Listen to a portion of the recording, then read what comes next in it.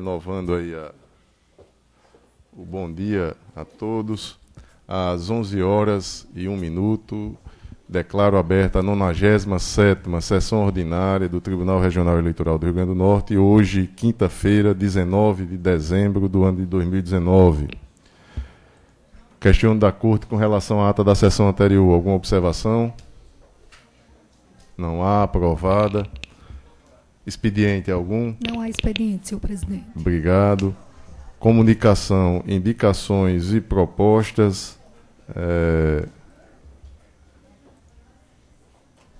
Parabenizar aí doutor Fernando Jales pela posse como juiz titular, pela sugestão da sessão solene de como realizar, fazê-la nos moldes que é realizado nas Cortes Superiores, no Tribunal Superior Eleitoral e nas demais. Então, traz inclusive respeito ao nosso regimento, né, que diz que nas sessões solenes não deve haver discursos. Eu estive vendo aqui. Então, já faz esse novo modelo, imagino que deva ser aí, a partir de então. Então, parabéns, doutor Fernando. No mais, esta que é a nossa última sessão ordinária do ano 2019. É um momento de agradecimento, agradecer a todos pela participação, colaboração em tudo aquilo que se propôs a realizar o Tribunal Regional Eleitoral. Agradecer aos servidores, aos estagiários, magistrados do primeiro grau, colegas aqui do Pleno, Ministério Público Eleitoral, a advocacia também, então, colaboradores, a todos, o nosso muito obrigado naquilo que pudemos e que nos propomos a realizar. E a todos um Feliz Natal, um 2020 repleto de realizações e que a Corte Eleitoral possa continuar aí nesse caminho que trilhamos no ano de 2019, um caminho de busca de excelência na prestação jurisdicional, onde conquistamos aí no ranking da transparência o primeiro lugar, na governança e tecnologia da informação. Então, todos esses desafios alcançados, que sejam eles continuados aí em 2020. Desembargador Cornélio Alves, comunicação, indicações e propostas. Só reafirmar aqui os parabéns ao doutor Fernando Jales, renovando os parabéns, né?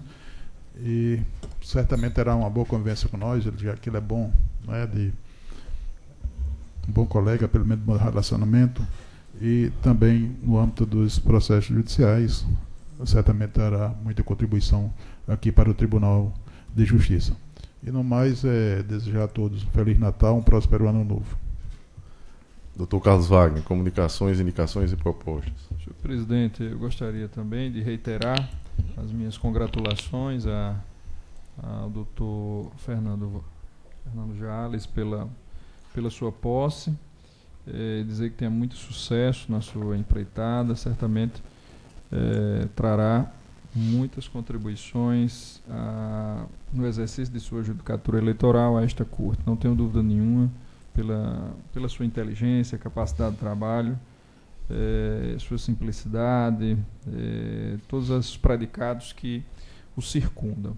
Também gostaria, senhor presidente, de desejar um Feliz Natal, Feliz Ano Novo a todos os integrantes da Corte, todos os servidores desta Casa de Justiça Eleitoral, e também Feliz Ano Novo, e também registrar ao final a excelência da minha equipe, que compõe o gabinete 1 deste tribunal, nas pessoas de Sandra, Carlene, e também da estagiária que nos últimos dias se despediu, que era Maria. Realizaram um excelente trabalho ao longo do ano, e que realmente merece todo o nosso reconhecimento, os nossos elogios a essa atividade. Nós estamos deixando o gabinete número 1 em dia, e esse reconhecimento das pessoas que fazem o gabinete considero da mais alta relevância. Também desejo que se estende naturalmente a todos os funcionários e colaboradores que fazem parte e contribuem para o exercício da justiça eleitoral, e para prestar esse meu reconhecimento, essa homenagem em relação ao ano 2019, eu faço na pessoa da doutora Simone aqui, que bem representa toda essa força, todo o brilho que o Tribunal Regional Eleitoral do Rio Grande do Norte conquistou ao longo do ano, com as suas premiações das mais variadas, esse reconhecimento realmente como um grande tribunal do país, em termos de excelência, em termos de serviços que presta à sociedade potiguar e, por que não dizer, a sociedade brasileira. E é isso, sem mais nenhuma comunicação, senhor presidente. Obrigado, doutor Carlos Wagner. Doutor José Dantas de Paiva. Também, senhor presidente. Aproveitar o momento para desejar mais uma vez boas-vindas ao doutor Fernando Jales e desejar sucesso a ele nesse período que ele está iniciando agora. E aproveitar o momento para também desejar, até pelo fato do reconhecimento que o doutor Carlos colocou, a todos os servidores, dirigentes do TRE, do Tribunal Regional Eleitoral, também os servidores do gabinete, boas festas, né? Que nesse Natal, momento de reflexão, momento de renovação, de se reinventar, que seja um momento importante na vida de cada um, deles pessoalmente, como profissional, mas como também membro de uma família, né? Então que eles se renovem, renasçam, no momento de renascimento, do nascimento de Cristo, mas nós podemos renascer também nesse período. E eu desejo tudo isso aos servidores e a todos nós aqui, aos servidores do Tribunal Regional Eleitoral, e que esse reconhecimento, também colocado pelo Dr. Carlos, se estenda de fato aos membros da família, aos amigos, e que 2020 seja bem melhor que 2019, que já foi bom, né? Em função, doutora Simone, do reconhecimento também do trabalho que vocês desenvolveram aqui nesse período, e que foi reconhecido nacionalmente com os prêmios. Então é o nosso desejo, e que nós tenhamos mais sucesso no próximo ano. Todos nós, membros da Corte, junto com a nossa comunidade, a sociedade e os nossos familiares. Só isso. Obrigado, doutor Zé Dantas. Doutor Ricardo Tinoco. Também, senhor presidente, renovar aqui a satisfação de poder compor uma corte de excelência, uma corte que vem se notabilizando por muito contribuir no exercício da jurisdição eleitoral. Aproveitar o ensejo para dar votos de muito sucesso, de muita felicidade no exercício da judicatura aqui na corte ao doutor Fernando.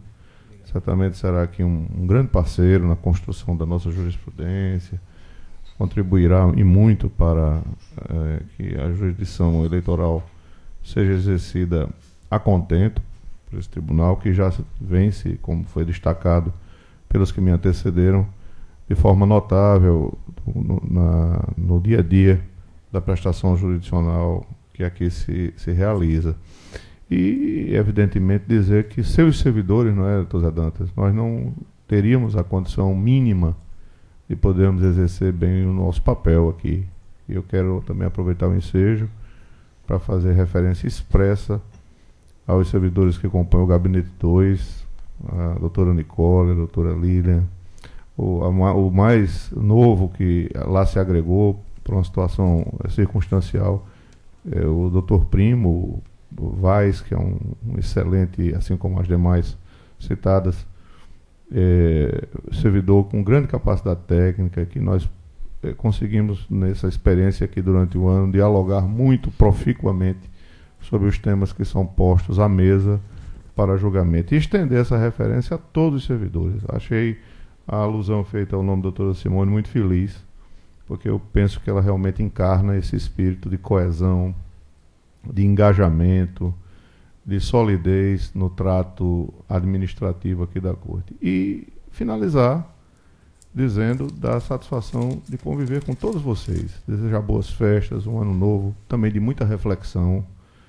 sobre o papel do judiciário, que precisa de fato marcar presença num cenário muito difícil, institucionalmente falando, que o país vive, e é necessário que o judiciário não perca de vista a sua missão constitucional.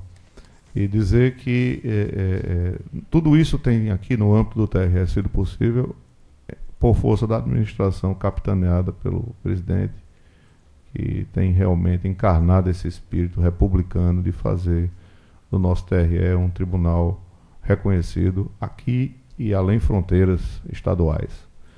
Então, com essas palavras, eu quero desejar um Feliz Natal a todos e um ano novo bastante próspero e feliz para todos nós e nossas famílias.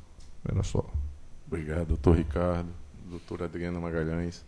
Sem comunicações, senhor presidente, só reiterar os parabéns ao doutor Fernando pela assunção do cargo, desejar a ele um biênio alvissareiro, cheio de êxitos. Tenho certeza que desempenhará de forma brilhante o seu novo papel.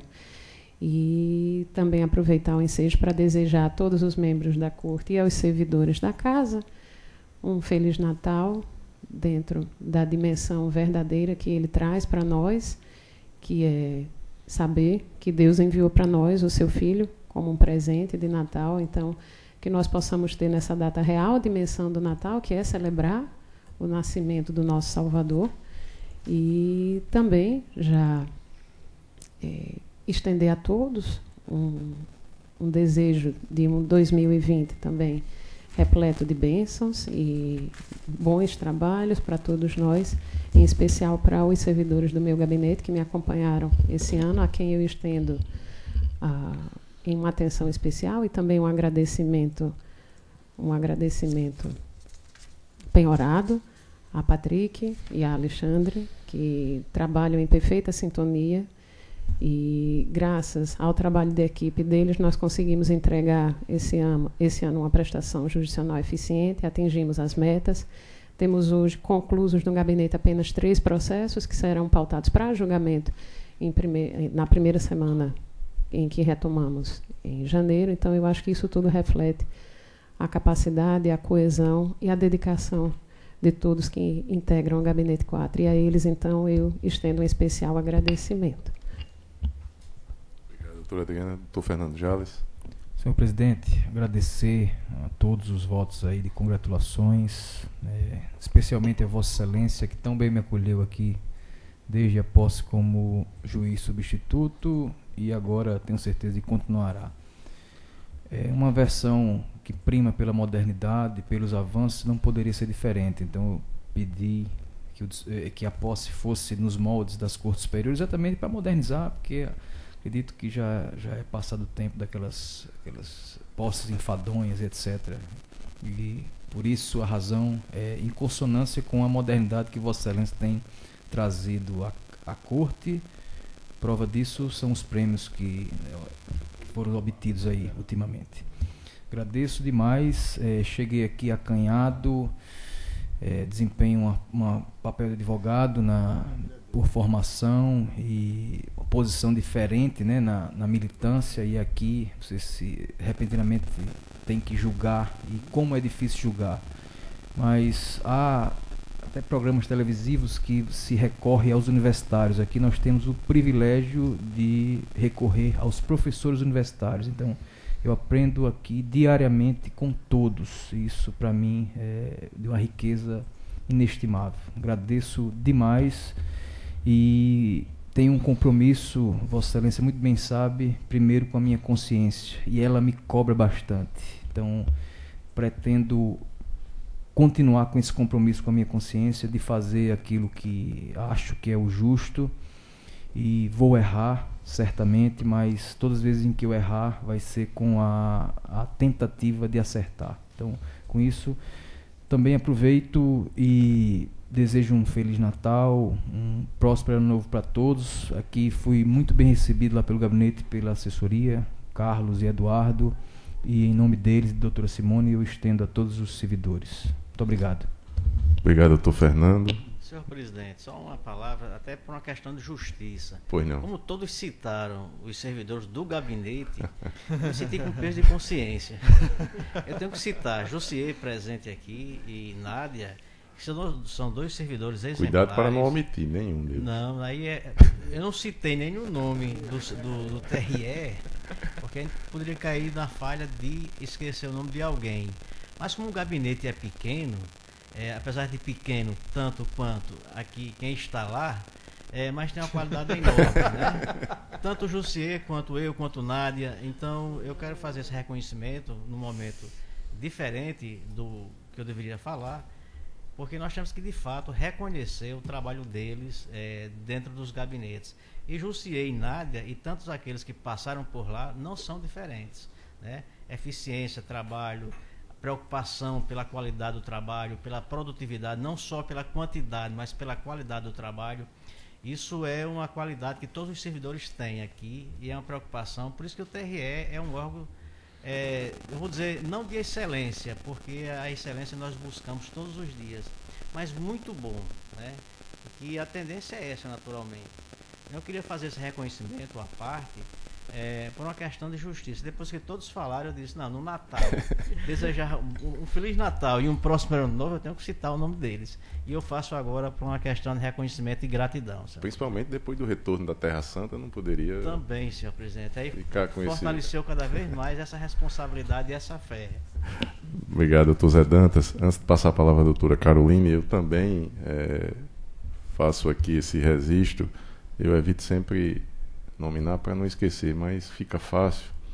Doutora Simone, na pessoa dela, eu saúdo toda a minha equipe e eu só tenho, como disse sempre, agradecimentos, a felicidade que tive de escolhê-la como diretora-geral. Então, eu já a conhecia no ambiente familiar, uma mãe exemplar, dedicada, uma pessoa amiga, laureada no curso que se propôs a realizar, e aqui no ambiente de trabalho eu apostei nessa escolha e os resultados estão surgindo. Então, muito obrigado, doutora Simone, e na sua pessoa eu estendo esses agradecimentos a todos os demais assessores, secretários e, como disse no início, a todos os servidores.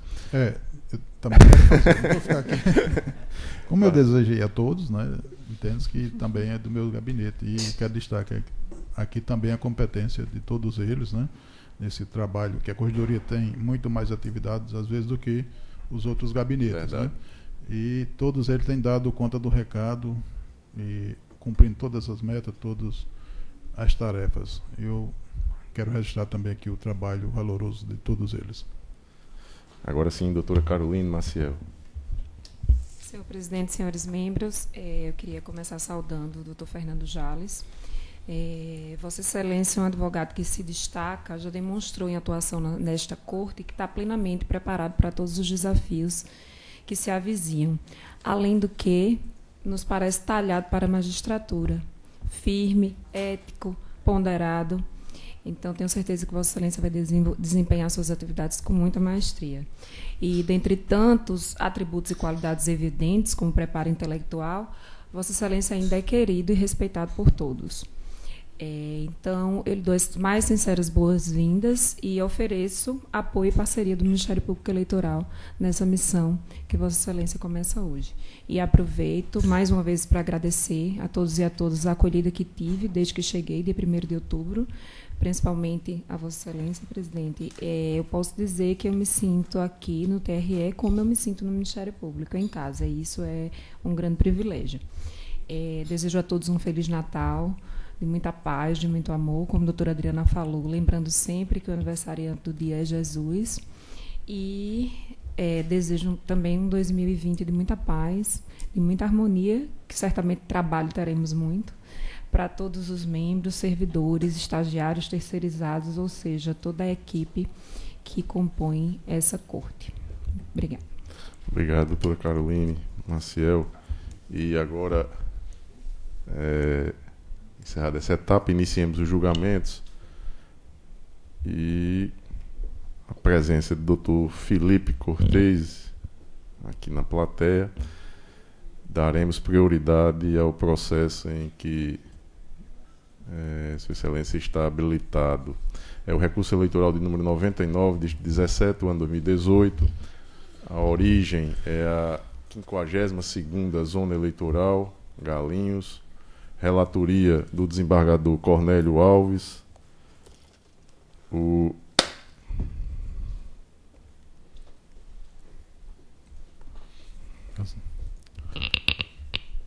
recorrente, coligação Vamos Mudar Galinhos, advogado Dr. Albert Siqueira, recorrido Francinaldo Silva da Cruz, recorrido Ivone Lima Bezerra da Rocha, ambos assistidos pelo advogado Dr. Felipe Augusto Cortez Meira de Medeiros, com um pedido de sustentação oral. Processo em mesa, desembargador Cornélio? Sim, tem mesa. Vossa Excelência tem a palavra.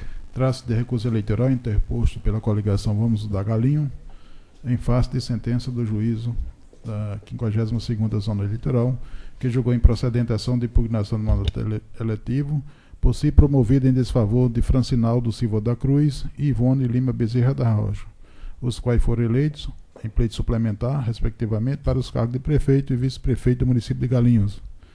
Em síntese, aduz que Francinaldo da Silva, na qualidade de presidente da Câmara, ao assumir interinamente a chefia do Executivo Municipal de Galinhos, praticou atos de abuso de poder político com viés econômico, visando o pleito eleitoral suplementar que se aproximava.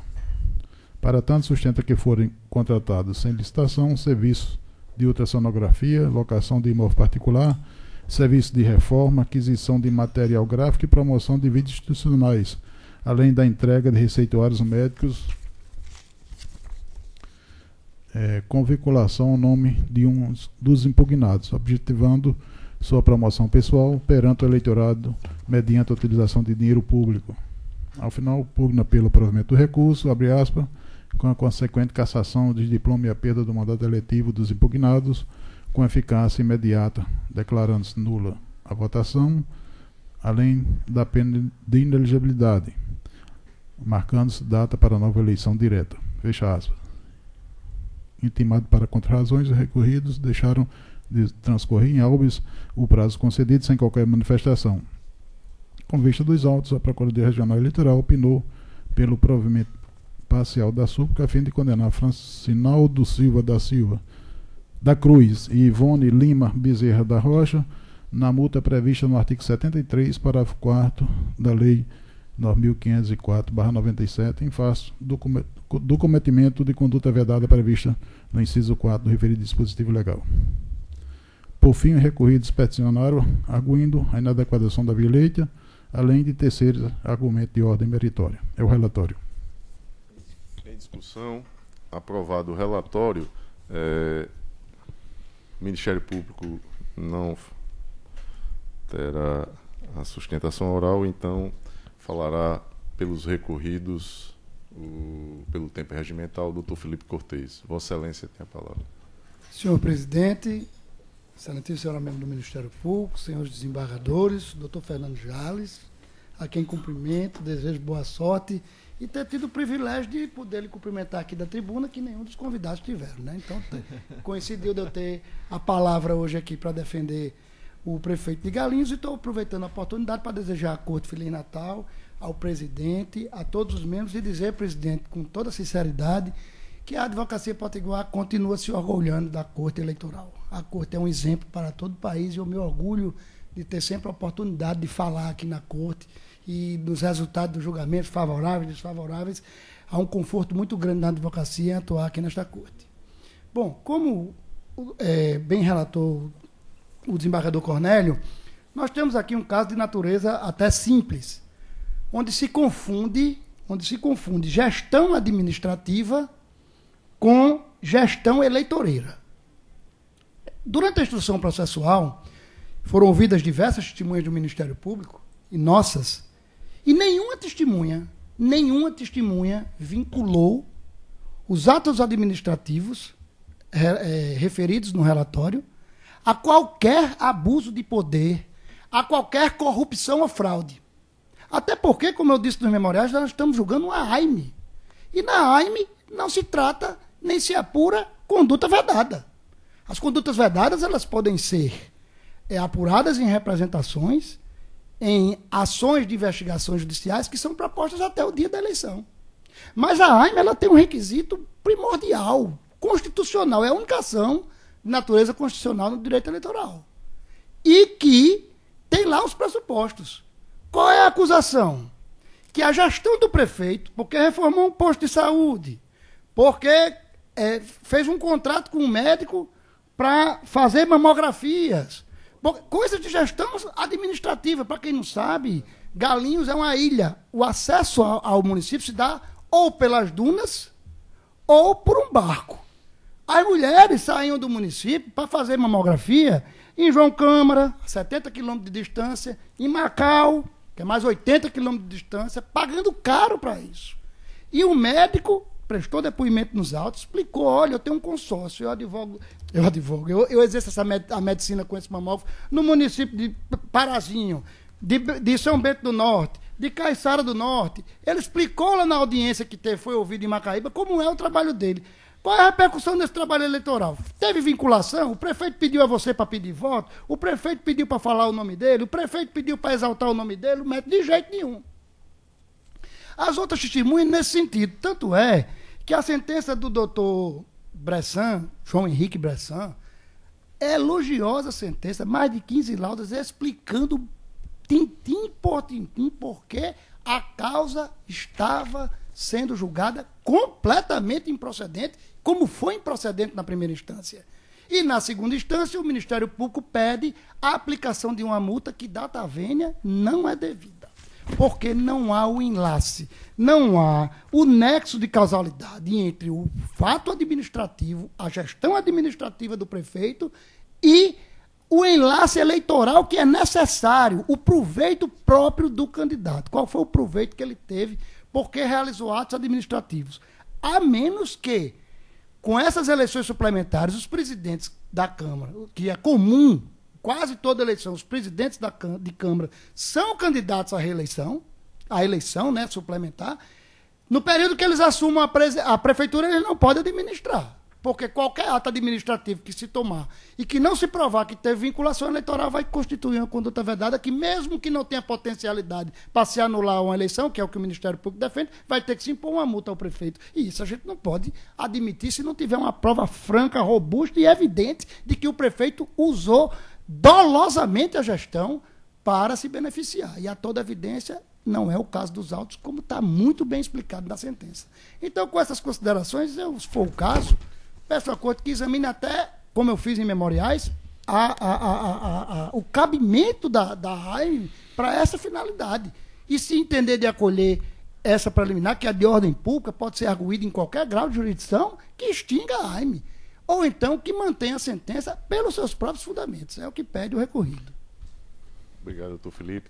O relator, desembargador Cornélio. Tem essa preliminar que, como o advogado falou, é questão de ordem pública. Eu estou conhecendo dela, mas eu estou rejeitando. Né? A exordial fala todo o tempo que a causa de IPD se envolve em abuso do poder político com viés econômico, e eu estou rejeitando a preliminar e aceitando a AIME. Com relação à preliminar, alguma divergência, algum destaque? Com o relator. Então vamos ao mérito. Mérito. Conforme já explanado, a tese recursal defende a prática de várias condutas administrativas praticadas por Francinaldo Silva da Cruz, enquanto prefeito interino do município de Galinhos, com o único propósito de viabilizar sua permanência no cargo, agora de forma definitiva, através de eleição suplementar. Antes, porém, de adentrar na análise de cada uma dessas condutas, examinemos algumas premissas necessárias ao delírio da causa de IPD, hora discutida nos autos. Eis que se trata de recurso eleitoral em ação de impugnação de mandato eletivo, AIME, calcada em atos de abuso do poder econômico com viés econômico, cuja única sanção direta é a desconstituição do mandato eletivo, conforme leciona José Jário Gomes. E eu transcrevo a lição de José Jário Gomes. Igual entendimento também foi manifestado no âmbito do Tribunal Superior Eleitoral. E eu transcrevo aí a teor do artigo 14, parágrafo 10 da Constituição Federal de 38, a procedência do pedido de ação de impugnação do mandato eletivo implica como a única penalidade prevista a cassação do mandato.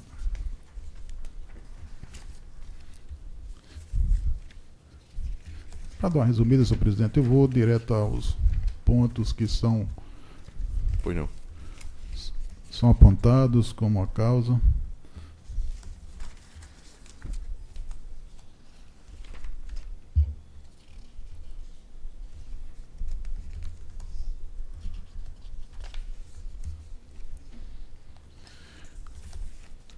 Estabelecidas essas premissas que eu coloquei no voto, passemos ao exame individualizado de cada uma das condutas abordadas, que é o que interessa, né?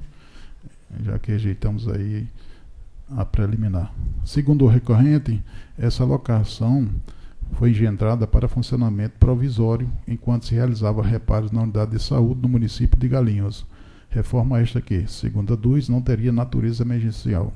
Essa locação a que me refiro está descrita em locação de um imóvel para funcionamento da unidade de saúde. Alega ainda a existência de vários indícios de irregularidade no processo de dispensa de licitação, que teria sido confeccionado após o ajuizamento da AIME, com datas retroativas, enquadrando-se assim no disposto do artigo 10, inciso 9, e artigo 11, caput da Lei 8.429/92, em que, pese ditos argumentos, os relatórios da Controladoria Geral do Município demonstram sua regularidade. Ademais, as fotos de folha 37 a 39 revelam que a estrutura do imóvel locado possui espaço físico compatível com a prestação do serviço público.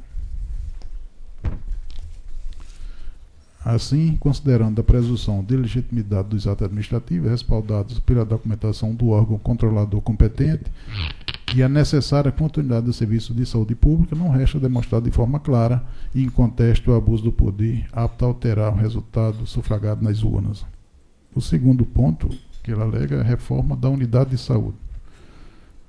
A tese recursal ainda defende que o primeiro impugnado ordenou a reforma da unidade integrada de saúde do município no mês de maio de 2018, sem promover o necessário procedimento licitatório, que teria sido deflagrado posteriormente com publicação de extrato de contrato e do termo de retificação no Diário Oficial da FERMUN, no dia 6/6/2018, quando as obras já estariam em andamento. A mencionada publicação faz referência à dispensa de licitação 055/2018 para a contratação de empresa em caráter emergencial no valor de R$ 243.743,93, com base no artigo 24, inciso 4 da Lei 8666/93. Compulsão dos autos, verifica que o serviço foi aprovado pela Controladoria Geral do Município, sendo entregue em 14 de 11 de 2018. Assim, pelas mesmas considerações apontadas no item 1, presunção de legitimidade dos atos administrativos respaldados pela documentação do órgão controlador competente e a necessária continuidade do serviço de saúde pública, não exclui dos autos, inequivocadamente, conduta abusiva apta a combinar aos impugnados a gravosa penalidade de desconstituição de seus mandatos obtidos nas urnas. O quarto ponto, o terceiro, seria a contratação de serviço de reforma de praça pública. No caso, o recorrente aponta indício de irregularidade na dispensa de licitação da dita reforma. Além disso, sustenta que a empresa foi criada em 7/5/2018, data de emissão de seu contrato social, apenas um dia antes da abertura do certame, registrando seu contrato social em 8/5/2018, e que sua proposta de preço foi apresentada em 3/6/2018, e a ordem de serviço foi emitida em 14/6/2018, mas a obra já estaria sendo realizada durante a eleição suplementar. Ouvida em juízo, a testemunha Pedro Maciel dos Santos afirmou que trabalhou na obra e que foi realizada antes da eleição suplementar 2018.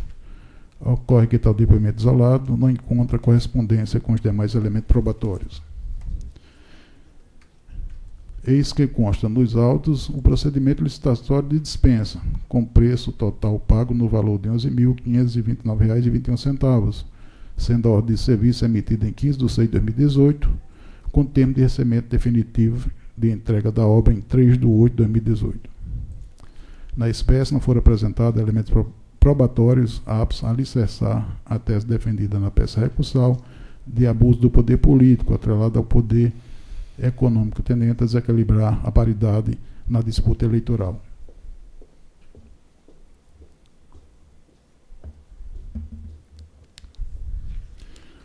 O outro ponto seria a propaganda institucional e pessoal. O recorrente alega que o primeiro impugnado teria atrelado sua imagem à propaganda divulgada através de vídeos institucionais da webpage da Prefeitura Municipal no Facebook, pelo menos até o dia 5/4/2018. Ainda segundo a 2, o vídeo institucional foi feito pela empresa de marca 3MM Audiovisual, mesma empresa que fez a publicidade eleitoral dos impugnados, cuja dispensa de licitação teria sido feita posteriormente, conforme termo de ratificação datado de 3/4/2018. O Trocin argumenta que não se trata de mera coincidência o fato de a empresa responsável pelo marketing eleitoral do então candidato ser exatamente a empresa contratada por dispensa de licitação para produzir as mídias institucionais do município de Galinhos. Pelos documentos dos autos, sobretudo os constantes nas folhas 59 a 65, e o depoimento do proprietário da empresa, mídia de folhas 373, contudo não verifica de forma contundente o alegado abuso de poder político alegado em sede recursal. Ademais, em face da contratação com a Prefeitura, foi expedido relatório da Controladoria Geral do município, constatando a regularidade da efetivação do certame, conforme consta a folha 258, em que pese o recorrente alegar que dita Controladoria é formada por cargos comissionados, de certo que se trata de um ato administrativo e, como tal, até prova em contrário, goza de presunção de legitimidade. Importa destacar que a cópia destes autos foi remetida ao Ministério Público para apuração de eventuais irregularidades, não se tendo notícia até o momento de que tais relatórios estejam inquinados de vícios. Noutra senda, os elementos probatórios constantes nos autos também são insuficientes a destituir tal legitimidade e a respaldar a cassação de mandato seletivo pelo voto popular.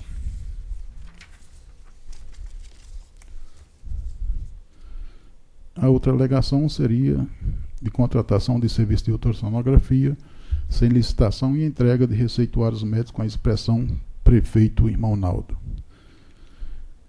Quanto ao primeiro fato, que seria esse da serviço de ultrassonografia sem licitação, o recorrente sustenta que, no período em que Francinaldo Silva da Cruz ocupava o cargo de prefeito interino, o médico Dr. Luiz Paulo Costa Farias foi contratado sem licitação para prestar serviço de ultrassonografia gratuita no município de Galinhos no final do mês de março de 2018.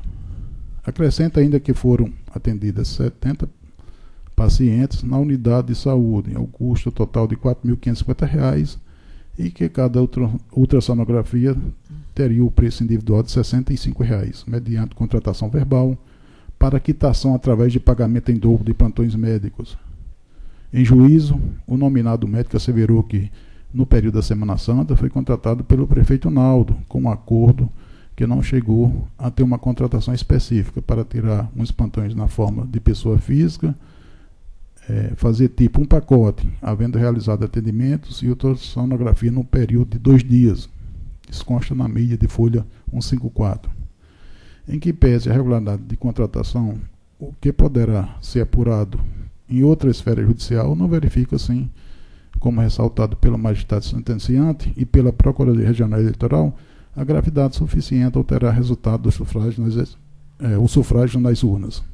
Isto porque não foram apresentados elementos suficientes a demonstrar o alcance e a gravidade do ato supostamente abusivo, porquanto realizada em apenas 2 dias por médico que já prestava serviço na localidade desde a gestão anterior, em período em que as eleições ainda sequer haviam sido designadas por este Tribunal Regional Eleitoral. No pertinente ao receituários médicos que continham a expressão prefeito Irmão Naldo, cumpre esclarecer que foram apresentadas apenas receitas de folhas 52 e 57, as quais possuem datas que variam de 16 a 23 de 5 de 2018. Embora tal conduta viole o princípio da impessoalidade, não restou demonstrada gravidade suficiente para alterar o resultado das urnas na eleição suplementar.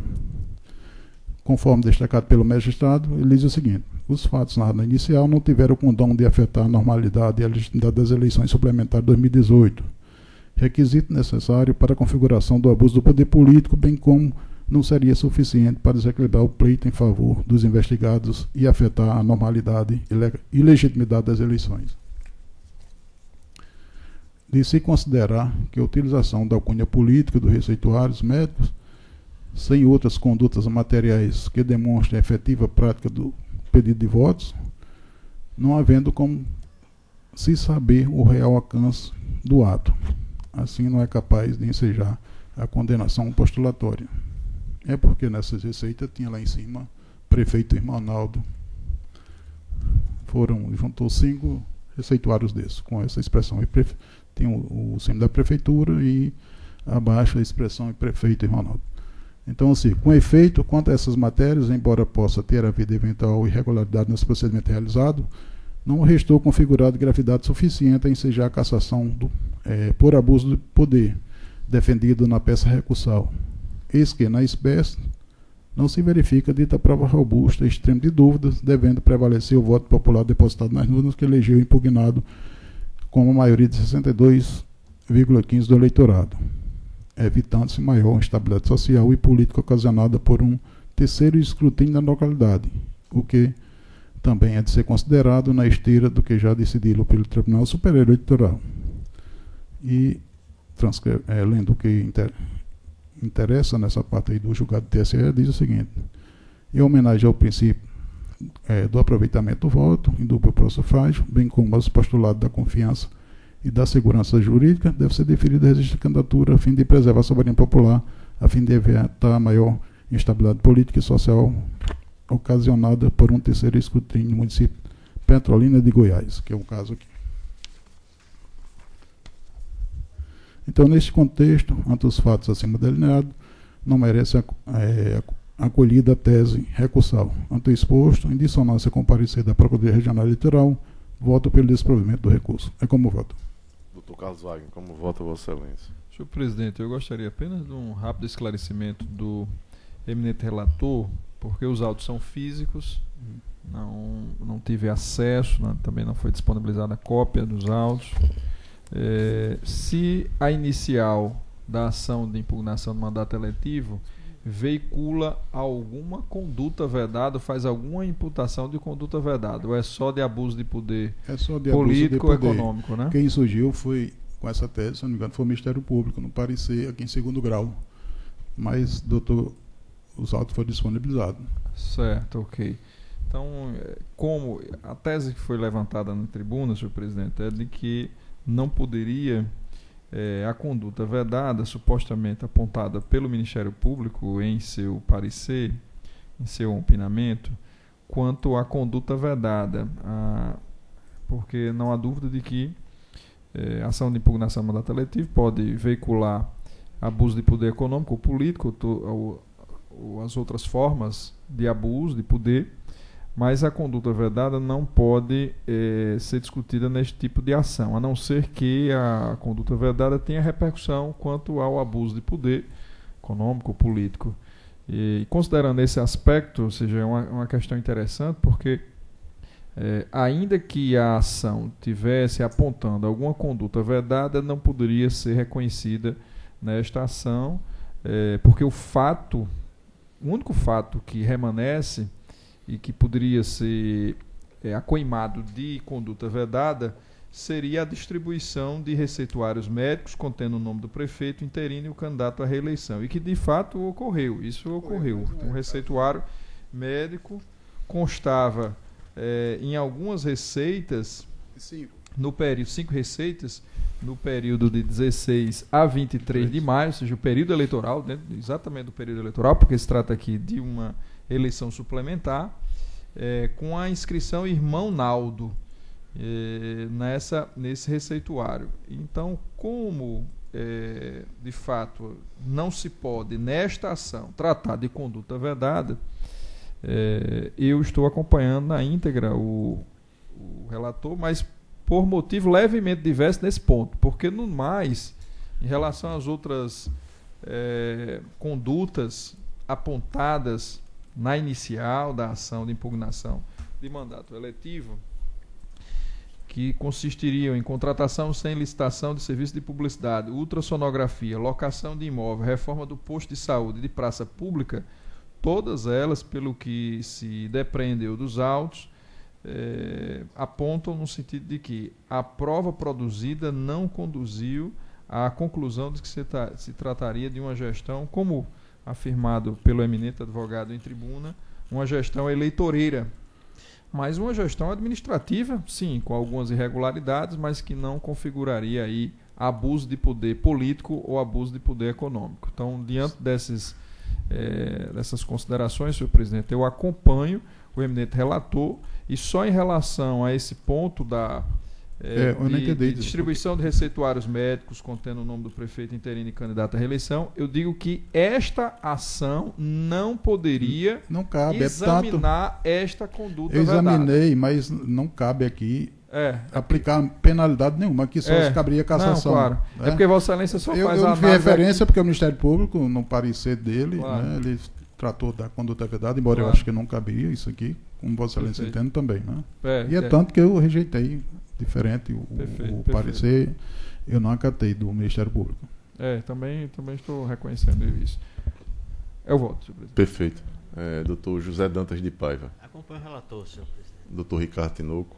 Eu vou acompanhar o relator, senhor presidente, ressaltando que para que o julgamento de mérito do recurso pudesse levar ao acolhimento da tese recursal, me parece, teria o recorrente que ter ultrapassado os elementos de convencimento que serviram de base ao juízo de primeiro grau. Por exemplo, alguma irregularidade cometida ou omissão na atividade exercida, na função exercida pela Controladoria Municipal, ou mesmo algum vício que levasse a macular o procedimento licitatório, porque todas as condutas aqui indigitadas como abusivas foram respaldadas tecnicamente por esses procedimentos de origem normativa, de origem legal.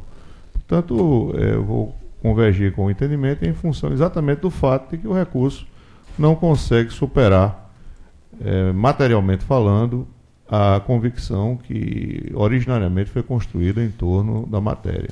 Então, eu volto com o relator com esses acréscimos. Perfeito. Doutora Adriana Magalhães. Eu acompanho o relator integralmente, senhor presidente. Doutor Fernando Jales. Acompanho também, senhor presidente, integralmente o relator. Eu também. Eu faço apenas o destaque feito da tribuna, que as irregularidades apontadas, elas têm um viés administrativo e não tem o enlace eleitoral. A questão os 2 pontos da ultrassonografia e um outro aqui da saúde. Saúde é uma necessidade contínua que tem o munícipe e tratamos aqui também de um prefeito que estava iniciando, era interino, né, que estava candidato à reeleição. A questão da licitação, também uma irregularidade administrativa. E a figura da reeleição é que traz todos esses questionamentos. Aí somente uma mudança legislativa para que não tenhamos esses embaraços, evitando aí a reeleição. Eu acompanho integralmente o voto do relator, proclamo o resultado do tribunal. A unanimidade negou provimento ao recurso nos termos do voto do relator. Desembargador Cornélio, eu peço permissão da Corte para Vossa Excelência assumir. Eu tenho um compromisso na presidência, mas retorno ainda na sessão aqui. Faço a presidência ao desembargador Cornélio. Só tirar aqui.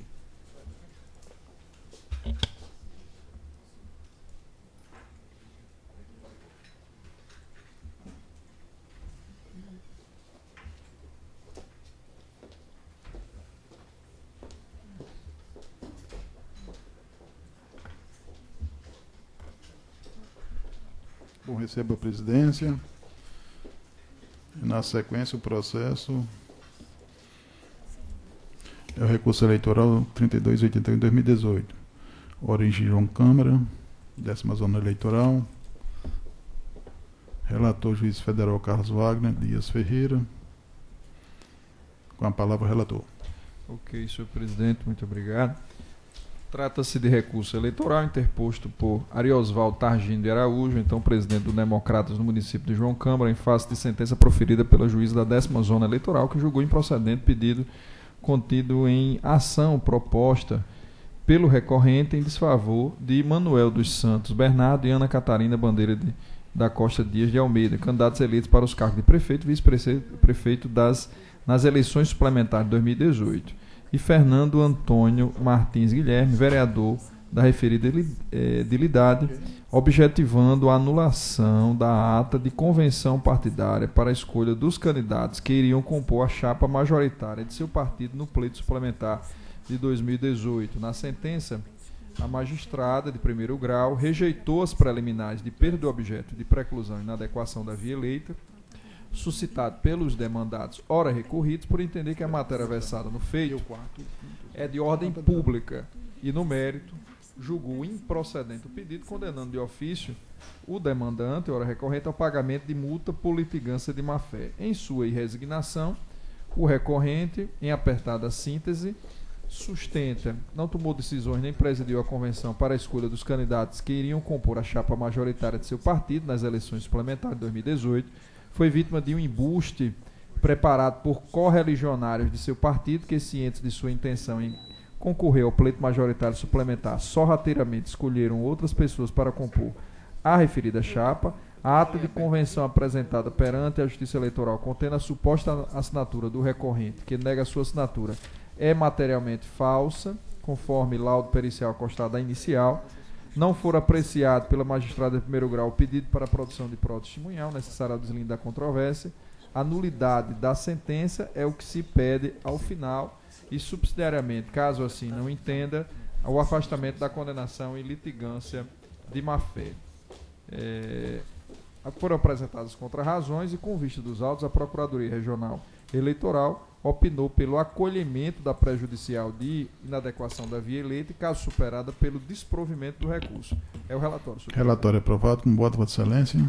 Senhor presidente, aqui se trata de uma ação que busca a anulação de uma convenção partidária que escolhera candidatos para participar de uma eleição que ocorreu no município de João Câmara. Foi suscitada, em princípio, uma preliminar quanto à prevenção do relator, porque se entende, e essa preliminar é suscitada em sede de contrarrazões, que a prevenção do juiz José Dantas de Paiva para o presente de recurso, ao argumento do que foi o referido magistrado relator do recurso eleitoral 3366-2018, que teve como objeto, dentre outras, a matéria aqui abordada. Esta preliminar eu estou rejeitando por entender que não configura quaisquer das hipóteses do artigo 61 do Regimento Interno desta Corte Eleitoral a justificar a eventual prevenção nesse sentido. Então, como não há nenhuma hipótese, esta hipótese não se enquadra em qualquer das situações previstas neste artigo, eu estou rejeitando essa preliminar. É como voto em princípio, senhor presidente. Todos concordam? Com o relator. Avançando na discussão, existe também uma outra preliminar de que o recurso não impugna o fundamento sentencial segundo o qual, independentemente da presença ou assinatura do autor, a convenção permanece válida. Fundamento esse capaz de, por si só, manter a decisão atacada. E, por isso, requerem um não conhecimento desse recurso por ausência de fundamentação específica de fundamento constante da sentença proferida e ora hostilizada. Eu também estou afastando essa preliminar por entender que não há necessidade de fazer essa impugnação específica, porque, no caso concreto, os outros fundamentos que foram ventilados no recurso por si só já são suficientes para motivar uma reforma da sentença. E é como voto também afastando a ausência de dialeticidade recursal suscitada em contrarrazões pelos recorridos, senhor presidente. Todos concordam? Com o relator. Com o relator. Seguindo na outra preliminar que fora suscitada, foi a perda superveniente do objeto da apresentação, ou seja, a ausência de interesse de agir superveniente, sob a alegação de que o pedido formulado na inicial, a nulidade da ata de convenção, não conduzirá a nenhum resultado prático no processo eleitoral. Também eu estou rejeitando essa preliminar, porque não há dúvida nenhuma de que remanesce o interesse de agir, que é exatamente reconhecer a nulidade da convenção e, consequentemente, isso teria reflexo no processo eleitoral que se seguiu. Portanto, estou rejeitando essa preliminar de perda do objeto aventada pelos recorridos. Também todos de acordo? Com o relator. Quanto à última preliminar, que foi arguída de inadequação da via eleita, de fato, merece acolhida. Quando no processo eleitoral se busca questionar irregularidade ou fraude ocorrida em sede de convenção partidária, o caminho é se fazer uma discussão no registro de candidatura por meio demonstrativo de irregularidade de atos partidários. A parte deveria ter impugnado exatamente esse demonstrativo de irregularidade de atos partidários e não o fez no momento próprio, que seria no registro de candidatura.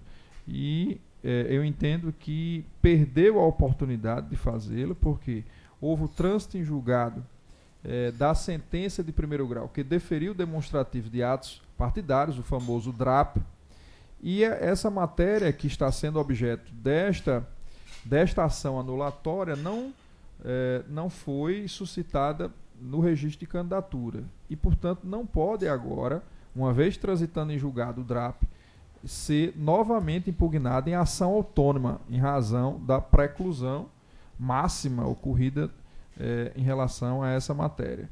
Os recorridos, portanto, suscitam essa inadequação da via eleita e é por isso que eu estou acolhendo, porque, de fato, o DRAP foi julgado, no qual foi julgado o registro de candidatura do Partido Democratas do município de João Câmara nas eleições suplementares de 2018, restou deferido com trânsito julgado sem apresentação de nenhuma impugnação. E por isso não se verifica nenhuma das situações que autorizaria a propositura de uma ação rescisória ou ação anulatória, restando a matéria preclusa no âmbito desta justiça eleitoral. Ainda que não se acolhesse essa preliminar, que agora estou acolhendo, analisando de fato como a juíza de primeiro grau o fez, essas irregularidades apontadas não houve nenhuma, não são subsistentes, não há prova disso e, portanto, ainda que se acolhesse a possibilidade nesta ação anulatória discutir essas possíveis fraudes ou simulações ocorridas na convenção partidária, não seria o caso de acolhê-las. Então, seja de uma forma acolhendo a inadequação da via eleita como preliminar, seja no mérito, não há como chancelar o pleito da parte recorrente e motivo pelo qual, senhor presidente, eu estou desprovendo o recurso de uma maneira geral. Caso superado, na verdade, eu estou acolhendo a prejudicial de inadequação da via eleita para extinguir o processo sem resolução de mérito e, caso assim não entenda a Corte, para desprover o recurso caso seja essa preliminar superada. É como voto. É questão preliminar, não é isso? Primeiro. Isso também eu já estou reforçando. Caso não seja o caso de acolher a preliminar, então, como vamos decidir? Também não merece acolhida.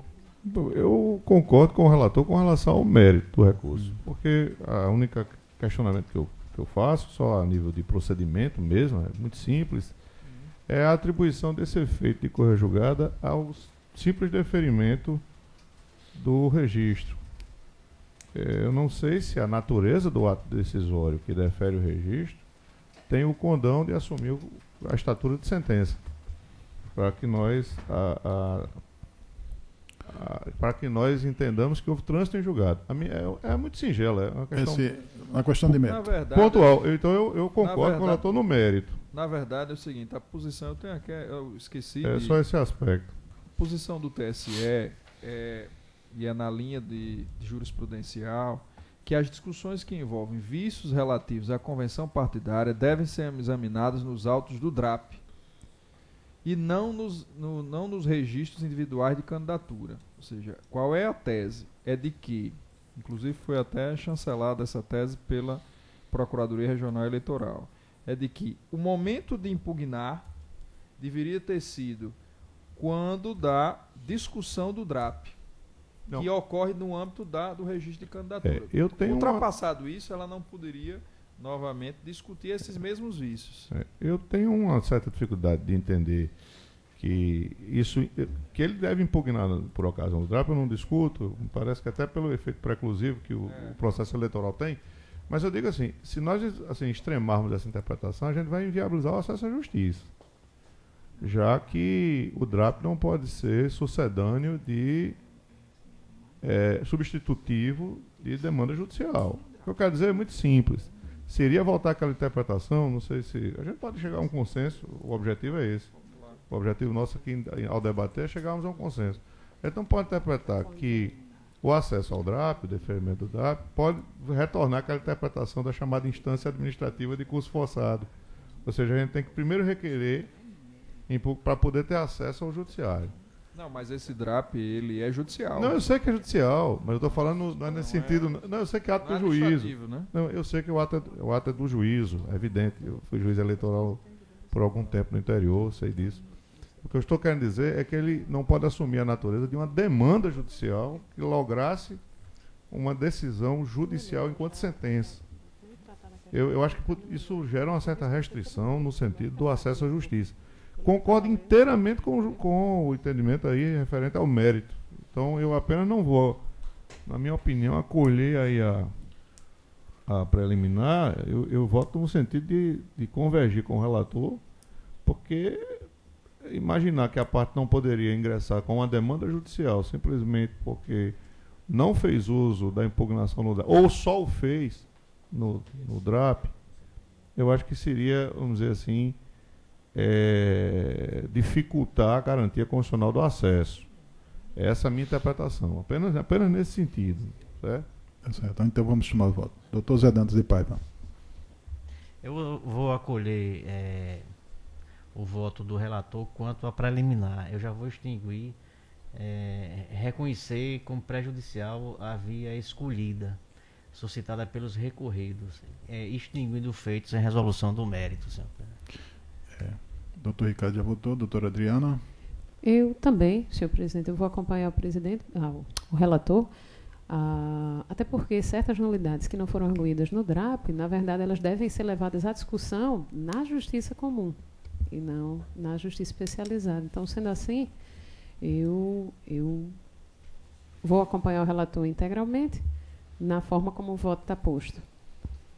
Doutor Jales. Senhor presidente, eu, pedindo vênia ao relator, eu vou acompanhar a divergência do doutor Ricardo.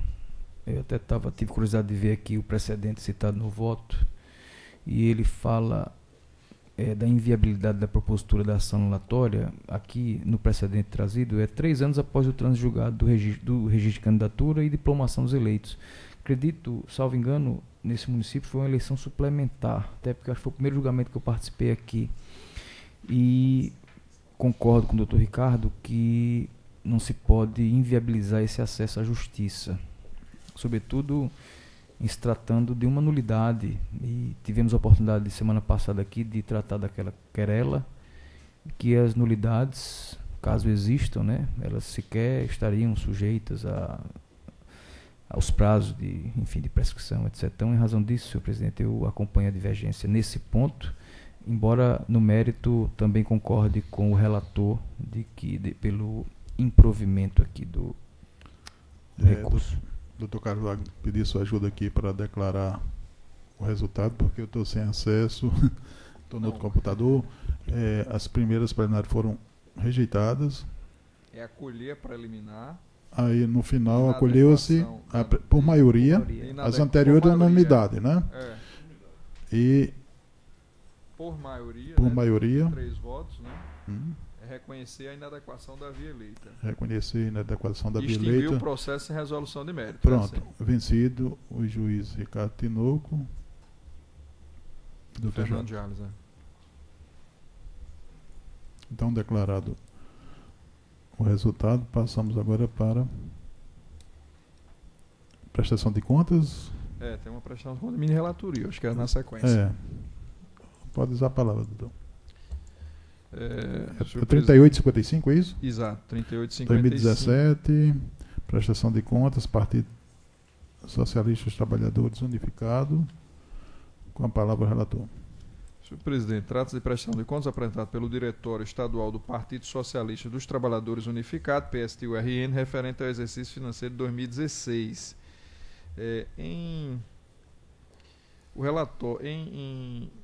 Após a agremiação partidária em questão ter se manifestado sobre o parecer preliminar da sessão de análise de contas eleitorais, a unidade fiscal procedeu ao relatório de exame para expedição de diligências, sugerindo que fossem esclarecidas outras falhas apontadas. Através do parecer conclusivo, a unidade opinou pela aprovação das contas com ressalvas, por remanescerem ausentes os recibos de contribuições de filiados que ultrapassam o limite do artigo 11, parágrafo 2º, da Resolução 23.464/2017. Com vista dos autos, a Procuradoria Regional Eleitoral posicionou-se pela desaprovação das contas por entender que a ausência dos referidos dispositivos impediria a identificação dos filiados contribuintes, o que, aliado ao montante expressivo de tais contribuições em relação ao total de recursos movimentados, caracterizaria irregularidade grave. De ordem deste relator, os autos foram encaminhados à unidade técnica com o fim de esclarecer a possibilidade de identificação ou não dos filiados contribuintes nos extratos bancários apresentados. Em atendimento à referida determinação, foi emitida informação técnica constante dos autos, afastando a hipótese da existência de recursos de origem não identificada na prestação de contas em exame. Ciente dos esclarecimentos apresentados, a Procuradoria apresentou parecer retificador, pugnando pela aprovação das contas com as devidas ressalvas. É o relatório, senhor presidente. Relatório aprovado. Com voto, Vossa Excelência. De fato, havia em princípio uma dúvida quanto à identificação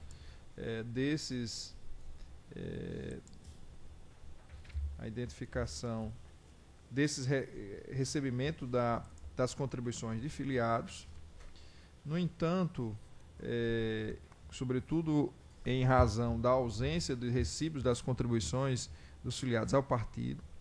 No entanto, ficou sobejamente esclarecido que, através da informação do setor da seção de análise de contas eleitorais e partidárias, que essas contribuições estão devidamente identificadas em seu demonstrativo por nome e CPF, bem como foram reproduzidos os números de documentos alusivos às operações bancárias que coincidem com as informações constantes dos extratos bancários, concluindo que a ausência dos recibos, por si só, não é capaz de macular as contas partidárias ante a possibilidade de identificação dos contribuintes nos extratos bancários apresentados pela agremiação. Então, a questão aqui central é que não foram apresentados recibos, mas os extratos dos extratos foram possíveis identificar as contribuições dos filiados partidários. E foi por esta razão, que desde o princípio a seção de análise de contas afirmou a possibilidade de aprovação das contas com ressalvas. Inclusive, posteriormente, o Ministério Público Eleitoral se convenceu dessa identificação.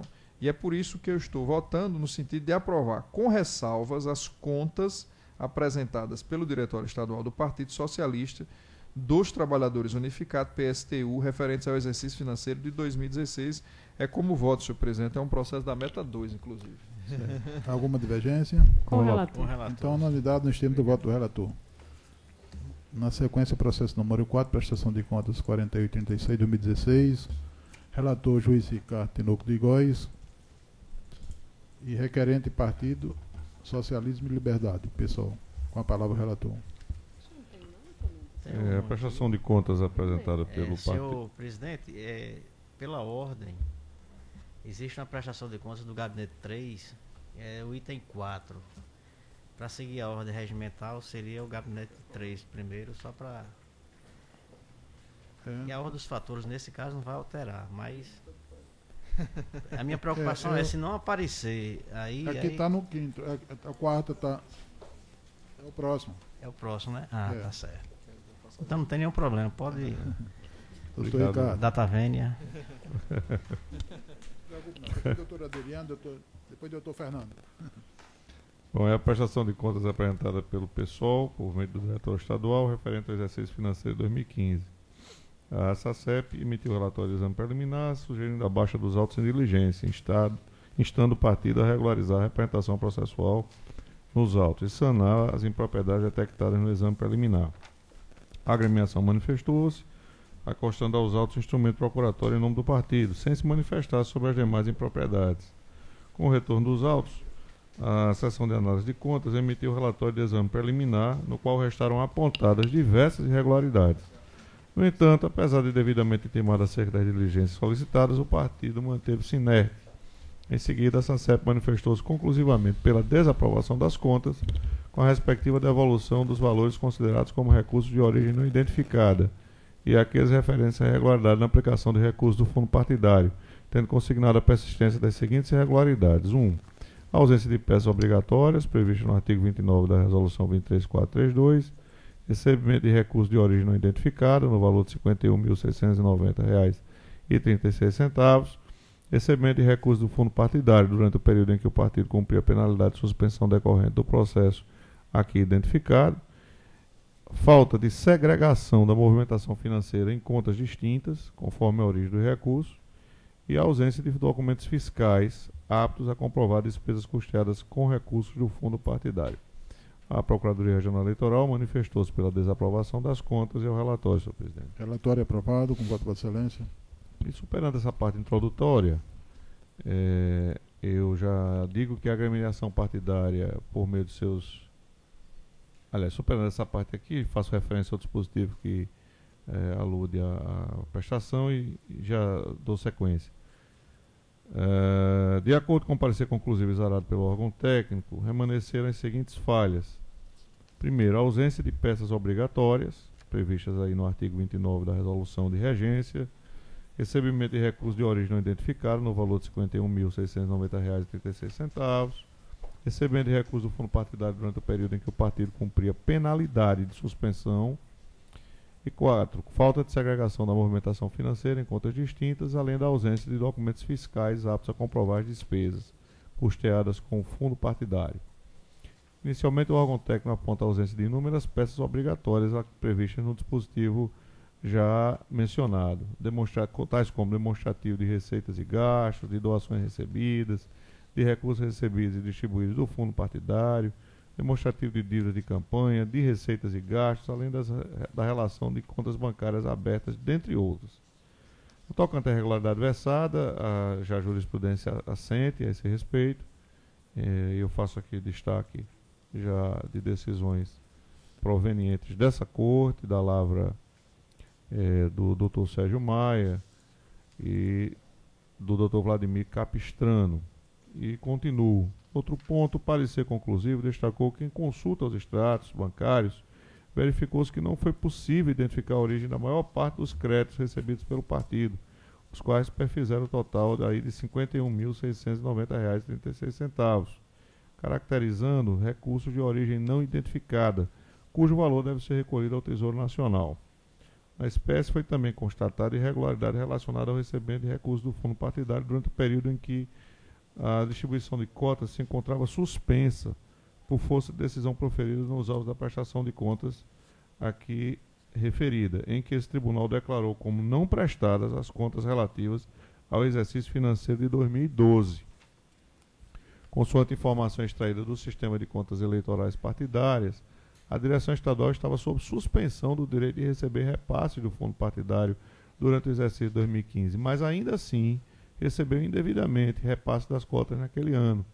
Em razão disso, deve o órgão de direção estadual do PSOL restituir ao Tesouro Nacional, por meio de GRU, o montante de cotas indevidamente recebidas no exercício 2015, no valor de R$ 11.956,48.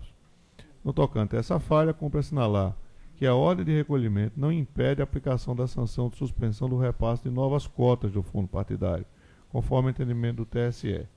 faço citação aqui de um excerto oriundo do Tribunal Superior, palavra do ministro João Otávio Noronha, e dou sequência. A unidade técnica também apontou a ausência de documentação fiscal apta a comprovar despesas custeadas com recursos do fundo partidário, em desatendimento ao exigido no artigo 18 da resolução de regência.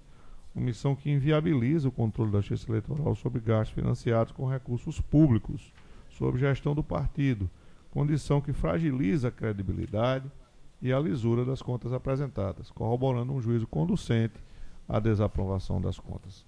Nesse sentido, várias decisões do TSE, aqui também colocadas em destaque e disponibilizadas no voto. Por fim, essa SEB detectou falha consistente na movimentação em uma única conta de recursos provenientes do fundo partidário e recursos de origem diversa, em desrespeito ao que estabelece os artigos 4º e 6º da Resolução 23.432. De fato, conforme entendimento já consolidado nesta Corte, a não observância da obrigatoriedade de segregar os recursos em contas distintas, prevista nos dispositivos acima referenciados, impõe mácula à rigidez e confiabilidade das contas, pois ao não atender a exigência de discriminação das rubricas, o prestador de contas dificulta a fiscalização desta justiça especializada. Então, senhor presidente, já caminhando aqui para o fim, com base em todas essas irregularidades aqui destacadas, eu estou aqui concluindo, em consonância com o parecer do órgão técnico e do Ministério Público Eleitoral, no sentido de desaprovar as contas do Partido Socialismo e Liberdade Pessoal, referente ao exercício financeiro de 2015, determinando de conseguinte a suspensão do repasse de novas cotas do fundo partidário pelo período de 5 meses e o recolhimento ao erário da quantia de R$ 63.646,84. É como voto, senhor presidente. Alguma divergência do voto do relator? Com o relator. Senhor presidente, Com o relator. eu tenho um processo aqui que eu vou julgar em relação à suspensão das cotas. A minha indagação, até para eu fixar, e a própria Corte fixar um critério mais ou menos uniforme, em relação a que por que chegou aos 5 meses e não 3. Eu gostaria de ouvir do relator qual foi o critério utilizado para isso. A dosimetria. Eu vi a quantidade de irregularidades aqui que foram apontadas, né? Parece que esse é o aspecto que deve servir de baliza. Se nós tivéssemos a tratar de um número menor, mas como aqui foram muitas, inclusive graves, não só a quantidade, é até bom que se frise, não só a quantidade, mas a gravidade, foi essa a baliza que eu utilizei para me referir aos 5 meses.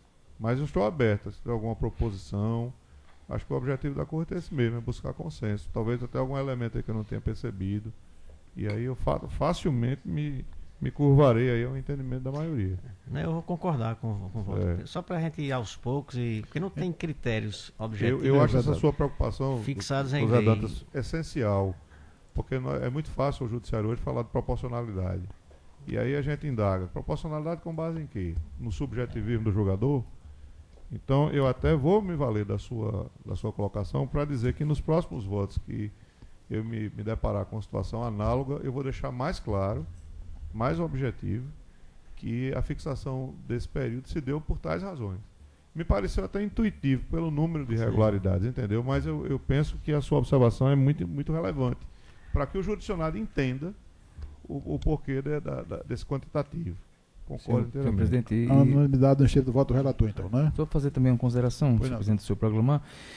Acho também muito pertinente, eu me recordo na primeira sessão que eu participei aqui, como interino, a doutora Adriana trouxe um processo acho que era do PSL, em que, embora nós não tenhamos enfrentado, acho que por uma inadequação da via eleita, algo desse tipo, e me chamou a atenção naquela oportunidade, que foi uma suspensão, salvo engano, de 9 meses de repasse de cotas de fundo. Na verdade, eu fiquei vencida foi naquele processo. unanimidade. O voto, foi porque unanimidade. aquele que nós julgamos, doutor Fernando, é porque o senhor não se recorda, foi uma revisão. Uma revisão, exato. A revisão da perfeito. penalidade aplicada Perfeito. pela Corte. O meu voto, à época, eu consignei uma suspensão de 3 meses, mas, por maioria, a Corte fixou em 6. A eu Corte já fixou peguei a em 6. revisão, na verdade. Eu já peguei a revisão. O PSL pediu a revisão, então, para diminuir dos 6 para que voltasse ao patamar anterior, Perfeito. mas a Corte manteve nos Isso. 6. E me chamou a atenção naquele julgado, eu já participei da revisão que não foi acolhida, inclusive eu votei pelo não acolhimento, por inadequação, não me recordo aqui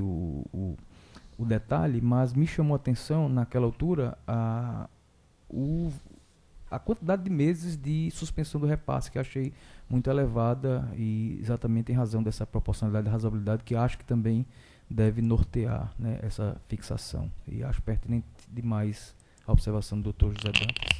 Eu queria só saber, na verdade, qual é a posição do doutor José Dantas neste caso concreto aqui, porque o relator está propondo 5 meses e Vossa Excelência está indagando a respeito do critério, que eu considero extremamente importante, saber qual é o critério mesmo, para que cada relator não diga 6 meses, 5 meses, 2 meses, 3 meses, sem ter uma baliza, né? Até para orientar os futuros julgamentos de prestação de contas. Isso é uma preocupação antiga nossa, como nós não temos critérios objetivos nem na legislação, e a própria doutrina não tem consenso, a nossa ideia desde o início seria que a quantidade de irregularidades no caso concreto, mas também outras, além das gravidades, mas também a reiteração nas prestações de contas que alguns partidos têm em relação à justiça.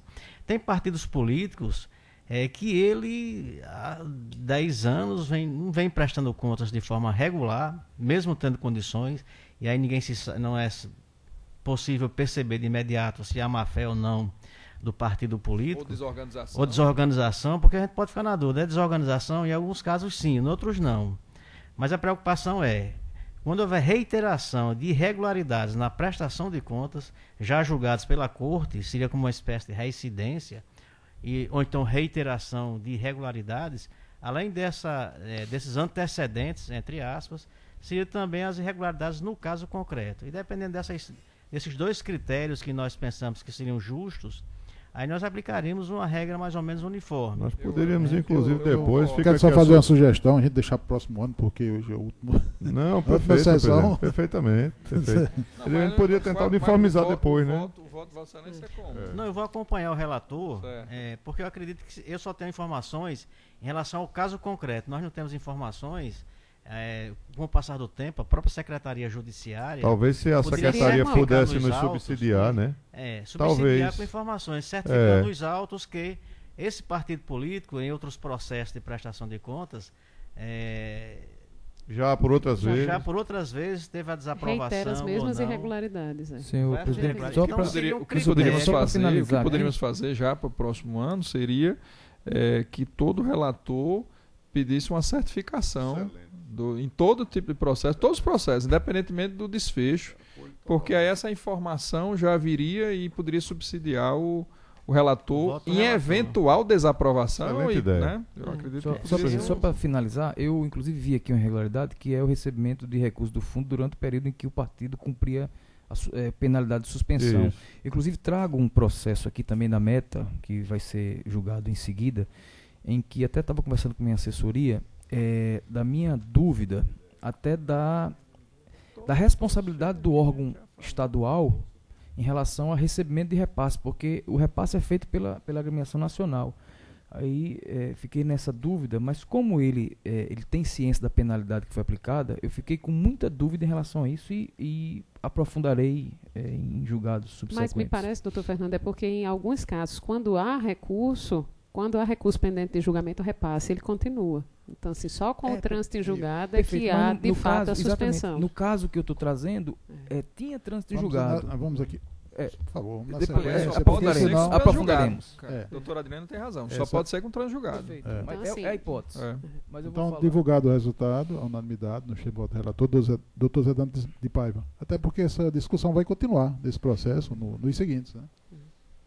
Com a palavra, doutor Zé Dantas, o processo, a prestação de contas 0601-1098, dígito 77. Está em mesa, senhor presidente. Com a palavra, o relator. Trata-se de prestação de contas apresentada pelo Diretório Estadual do Partido Socialista Brasileiro no Estado do Rio Grande do Norte, pertinente às eleições gerais de 2018. A Comissão de Análise de Contas Eleitorais e Partidárias identificou a existência das seguintes... Está repetido aqui, existente das seguintes, é um equívoco. Foi erro de digitação, datilografia. Das seguintes irregularidades. Primeiro, intempestividade dos relatórios financeiros de campanha. 2. Omissão de receitas na prestação de contas parcial. divergências entre os dados lançados na prestação de contas parcial em confronto com a prestação de contas final, omissão de doações estimáveis efetuadas a diretórios municipais, ausência dos extratos bancários das contas indicadas na prestação de contas. 6. Omissão de despesas. 7. Falta de destinação do mínimo de 30% dos recursos do fundo partidário para as candidaturas femininas. Com vista dos autos, a Procuradoria Regional Eleitoral se manifestou pela desaprovação das contas e é o relatório, senhor presidente. Relatório aprovado com voto de excelência. Senhor presidente, eu posso resumir esse processo, Pode. porque todos os itens, exceto os 2 primeiros, para compensar a intervenção anterior, né, os 2 itens primeiros foram superados e regularizados. Agora, os demais, do 3º até o 7º, inclusive com a gravidade do 7º, que é a ausência de repasse de 30% dos recursos do fundo partidário para as candidaturas femininas, e são temas que são pacíficos aqui na Corte, é que a nossa decisão é em consonância com o parecer da Procuradoria Regional Eleitoral, votando pela desaprovação das contas do Partido Socialista Brasileiro no estado do Rio Grande do Norte, relativa às eleições de 2018, combinando-lhe a sanção de suspensão das cotas do fundo partidário pelo prazo de 3 meses. E aqui, como é que a prestação de contas de campanha, diferente da prestação de contas do partido, nos termos do artigo 77, parágrafos 4º e 6º da Resolução 23.553 de 2017 do TSE. E é com o meu voto, senhor presidente. Todos de acordo? Com o relator. Com o relator. Então, a unanimidade, nós temos no voto do relator. Na sequência, processo, prestação de contas 33 de 2017, relatora juíza Adriana Cavalcante, requerente Partido Humanista da Solidariedade. Com a palavra, a relatora. Trata-se de prestação de contas do Diretório Estadual do Partido Humanista da Solidariedade, PHS, relativo ao exercício financeiro de 2016, de acordo com a previsão contida na Lei 9.096 de 95. Em análise preliminar, a Seção de Análise de Contas Eleitorais e Partidárias verificou a ausência de diversas peças contábeis, solicitando a baixa dos autos em diligência para saneamento pela agremiação partidária. Devidamente intimado, o prestador de contas peticionou nos autos, trazendo os esclarecimentos e a documentação que considerou suficientes para a correção das falhas apontadas. Retornando os autos à SACEP, foi emitido o relatório para expedição de diligência, por meio do qual foram apontadas diversas ocorrências a serem esclarecidas pelo prestador de contas. Os requerentes intimados para suprir as falhas apontadas manifestaram-se às folhas 126 e 136, prestando os esclarecimentos solicitados. Após a análise da documentação presente, a SACEP emitiu novo relatório para expedição de diligências, constatando outras ocorrências a serem elucidadas pelos requerentes. Desta feita, os requerentes intimados para suprir as falhas apontadas não se manifestaram no prazo regulamentar. Ato contínuo, a SACEP emitiu parecer técnico conclusivo pela desaprovação das contas, por considerar que as irregularidades remanescentes analisadas em conjunto comprometeram a regularidade das contas, quais sejam livro-razão em desacordo com as normas de escrituração contábil e segundo a ausência de declaração e comprovação de despesas necessárias às atividades administrativas ordinárias, aluguel, cessão do imóvel, energia elétrica, água, condomínio, entre outras. Com vista dos autos, a douta Procuradoria Regional Eleitoral opinou pela desaprovação das contas. Intimado a apresentar defesa, o partido peticionou, prestando os esclarecimentos e justificativas que entendeu pertinentes, pugnando ao final pela aprovação das contas com ressalvas. Encaminhados os autos à SACEP, o órgão técnico apresentou informação técnica, afirmando que subsistem as irregularidades identificadas no parecer técnico precedente. Instado mais uma vez a se manifestar, o Ministério Público Eleitoral ratificou o parecer anterior, por entender que permanecem os vícios ali apontados. É o relatório, senhor presidente. Relatório aprovado com voto de excelência. No tocante à falha relativa ao item 1, a escrituração do livro-razão, constatou-se a apresentação do aludido livro abrangendo o período de 1/1 de 2015 a 31/12 de 2016, ou seja, englobando os exercícios financeiros de 2015 e de 2016, quando, na verdade, deveria ter se limitado a registrar os lançamentos contábeis relativos ao exercício de 2016. Com efeito, observa-se que a inconsistência em apreço se restringe à impertinência de se trazer informações relativas ao exercício financeiro anterior ao lado das informações do que se está examinando, não se discutindo, portanto, vício por omissão na apresentação do documento ou ainda em eventual fraude nos registros contábeis ali escriturados. Nesse cenário, nada obstante a elaboração do livro Razão está em desacordo com as normas de escrituração contábil, não há como se atribuir a pecha de grave irregularidade a tal fato, sobretudo quando se constata ter sido possível ao órgão técnico identificar todas as receitas e despesas relativas ao exercício de 2016 ali lançadas, confrontando-as com as demais peças contábeis. Então, nessa ordem de ideias, eu digo que não se verificando prejuízo à ação fiscalizatória da Justiça especializada, é de se reconhecer a natureza meramente formal da primeira falha. Entretanto, quanto à segunda falha, inclusive na esteira já de precedentes que nós temos, eu digo que observa-se que o requerente não declarou as despesas mínimas e necessárias ao funcionamento da agremiação partidária durante o ano de 2016, tais como aluguel, cessão de imóvel, energia elétrica, água, esgoto, condomínio, entre outras. Aqui observa-se ter o requerente declarado tão somente doações estimáveis relacionadas aos serviços advocatícios e contábeis prestados à agremiação partidária no período, não havendo registro algum acerca das aludidas despesas ordinárias para o funcionamento da entidade no balanço contábil. Eu digo, portanto, que tal irregularidade é grave, insanável e que, em face dela, resta evidente o prejuízo à fiscalização desta justiça especializada, haja vista a ausência de transparência e confiabilidade no ajuste contábil e exame, impossibilitando a aplicação, portanto, dos princípios da proporcionalidade e razoabilidade para fins de aprovação, com ressalvas no caso concreto. Então, senhor presidente, sendo bem sucinto, em consonância com o parecer técnico e harmonia com o entendimento ministerial, eu encaminho o meu voto pela desaprovação das contas do PHS do Estado do Rio Grande do Norte relativo ao exercício financeiro de 2016. É como voto. Alguma divergência do voto da relatora? Com a relatora. Então, unanimidade nos termos do voto da relatora. Na sequência, o processo de número 7, prestação de contas 47/17/2017. Não? Ainda tem uma, doutora? Não, era só um mesmo. Esse é o doutor Fernando Jales, não é isso? Isso, está em mesa, senhor presidente. Pois não. É o processo 47/17, relator juiz Fernando de Araújo Jales, assunto prestação de contas, requerente Partido Popular Socialista, PPS. Com a palavra o relator. Os dois que eu trago, senhor presidente, na pauta também fazem parte da meta. Este é o primeiro. Traz prestação de contas do Partido Popular Socialista, PPS, referente ao exercício de 2016. Em exame preliminar, sessão de análise apontou a necessidade de se intimar o partido para que complementasse a documentação obrigatória. Notificado, o partido fez juntar os documentos de folhas tais. Em vista dessa providência, a unidade técnica emitiu o relatório de exame para diligência. Notificado, o partido deixou correr em branco o prazo. O órgão técnico emitiu parecer pela desaprovação das contas e pela imposição de obrigação de recolher ao Tesouro Nacional a importância de R$ 306.003,02. A isso sobreveio o opinamento ministerial no mesmo sentido.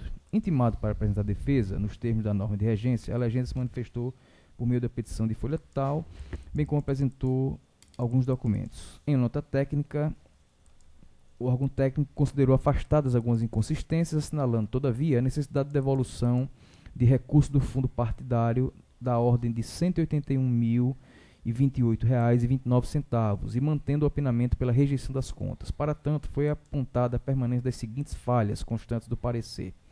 Primeira, recebimento de repasses do fundo partidário em período de suspensão. E segunda, não comprovação de gastos com recursos do fundo partidário. Com o vista dos autos, a Procuradoria Regional Eleitoral emitiu parecer pela desaprovação das contas e devolução da mesma importância assinalada pelo órgão técnico, e este é o relatório, senhor presidente. Relatório aprovado com voto de Vossa Excelência. Em relação às falhas, em prestação de contas anterior, transitado e julgado em agosto de 2016, o partido estava impedido de receber cotas do fundo partidário por 6 meses. Não obstante, no período de setembro a dezembro de 2016, recebeu 4 repasses no montante de R$ 150 mil, um repasse total. Em defesa, o partido se limitou a questionar a data exata do trânsito em julgado, de modo a precisar qual teria sido de fato o período a que estava impedido de receber recursos do fundo partidário. Na nota técnica, os servidores assinalaram a persistência da irregularidade. Abro aspas, haja vista que o prestador de contas não juntou nenhum comprovante de que o Diretório Nacional tenha sido notificado com atraso dessa suspensão. Fecho aspas. Eu digo mais que na esteira da jurisprudência do Tribunal Superior Eleitoral, a sanção de suspensão do recebimento de recurso do fundo imposta aos diretórios regionais e municipais em razão da desaprovação de contas deve ser cumprida pelo Diretório Nacional a partir da publicação da decisão e não da data de sua comunicação pelos regionais. E cito aqui alguns precedentes da Corte Superior. Quanto à decisão que determinou a suspensão dos repasses, proferida na prestação de contas 6089 de 2012, colhe-se de simples consulta ao sítio TRE a informação de que seu trânsito julgado ocorreu em 19 de agosto de 2016. Não merece acolhida a alegação consistente na ausência de ciência dessa circunstância, uma vez que o próprio órgão prestador figurava também como parte nos autos daquele feito, contando inclusive com o patrocínio do mesmo advogado. Em tal cenário, permanece a irregularidade. E aqui, senhor presidente e senhores juízes, que eu tive a dúvida, que eu externei no processo anterior, que era a responsabilidade do órgão estadual, doutor Ricardo, por esse recebimento. A suspensão de cotas, ela é dirigida ao órgão nacional, a quem cabe não repassar o dinheiro. E aqui eu fiquei numa dúvida tremenda. No caso concreto, entretanto, tendo em vista a circunstância de que foi o mesmo advogado da agremiação partidária, né?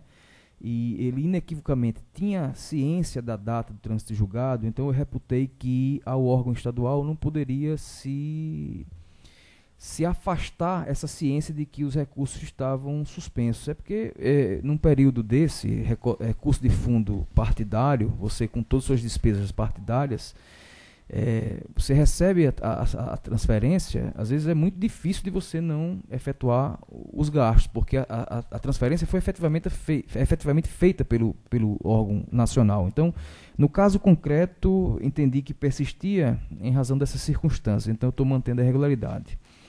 Em relação à não comprovação de gastos com recurso do fundo, eu digo, no exame final, a seção de análise firmou, quanto ao ponto, conclusão dando conta da insuficiência de comprovação da regularidade de quase a totalidade dos gastos suportados com recurso do fundo, em decorrência de que caberia à agremiação devolver a importância de R$ 306.003,02. Após isso, o partido apresentou novos esclarecimentos e documentos, em atenção aos quais o órgão técnico emitiu a informação de número 17/2019. Por meio dela, considerou afastadas várias inconsistências, o que importou na redução do valor passível de devolução para o montante de R$ 31.028,29. Quanto ao ponto, embora a providência do partido prestador, adotada em sede de manifestação final, tenha conseguido comprovar a regularidade da maior parte dos gastos suportados com recursos do fundo, ainda restou pendente a documentação comprobatória da efetivação de despesas na ordem de R$ 31.028,29. E eu digo aqui que o partido efetivamente não apresentou documentos comprobatórios em relação a esse montante.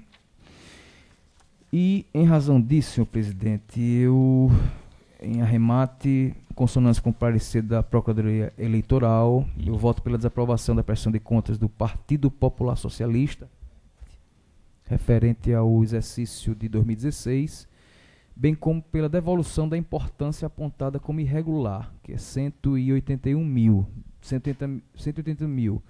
sendo 150 de recebimento de repasses de fundo em período de suspensão e 31 mil em razão de despesas não comprovadas do fundo, acrescida de uma multa de 8%, que dá R$ 14.482,26, totalizando R$ 195.510. Aqui também tive muitas dúvidas no seguinte sentido, e trago essa discussão, doutor Ricardo, doutor Carlos, como o recurso do fundo, eles serão já objeto de nova suspensão, né, para que se cumpra a decisão da prestação de contas, se esta penalidade ela seria incidente sobre o valor dos recursos de fundo recebidos em período de suspensão.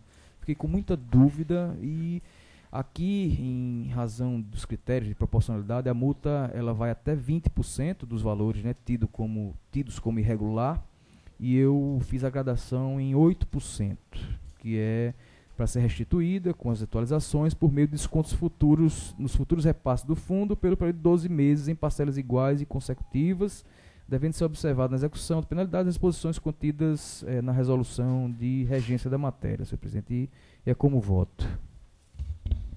Alguma divergência? Eu vou acompanhar o relator, senhor presidente.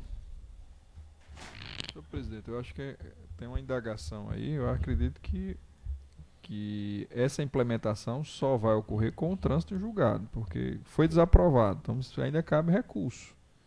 Quando for efetivar a medida, me parece que aí vai se fazer uma análise de qual vai ser a base de cálculo. Acredito que a sua indagação é essa, não? Na verdade, eu já fiz incidir a gradação aqui eu vi sobre aqui o valor, assim, até porque acho que, não sei se seria no futuro, mas acredito que agora, até porque é agora que nós estamos apreciando depois de vários anos, porque é de 2016, né? Inclusive a falha de recebimento de recursos de fundo em período que havia suspensão determinada na prestação de contas, né? Anterior. Essa questão da multa, acho que é a primeira vez que está se aplicando aqui.